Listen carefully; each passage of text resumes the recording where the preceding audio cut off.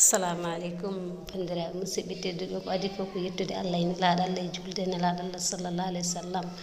en jetti Allah ɗeɗo ko cabune duɗal gaynako fewnide hande nde cabune duɗal gaynako fewnata eɗen mbawi hettade Hawa Sow emo haalan en joni ɓe mbawi fewnugol paskene min mbaɗnoɗo formation cabune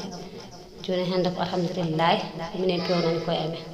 minen pewni ha ɓuuri fewirde no min koblirano ni kay Allah feewi machallah e ko duɗal gaynako hebla ɗeɗo sabunde ko kamɓe mbaɗen koye mabɓe hande ñanden koɓe heblanoɓe hande ko kamɓe mbaɗen koye mabɓe machallah sabunde ɗe peewi ɗe rewɗi ko noon kadi ɗe moƴƴiri kala no nanirɗa ene moƴƴi sa yi ɓuuro ɗo minen ƴettuɗoɓe heɓɓe kam machallah hande soh sago amen ko kañƴe tan min kutorto machallah hande o kadi so tawi eɗemin jiiyaɗe kam min cotta sabunde duɗal ngati ko machallah ɗe ƴuufi ene moƴƴi nde loota ɓandu ma ha laaɓa ɗum tekke ma ha laaɓa e taral ɗum ɗo foof noon koye ballal Mamadou Ba e ɓe mbino mo yettata Allah mo yettata sababu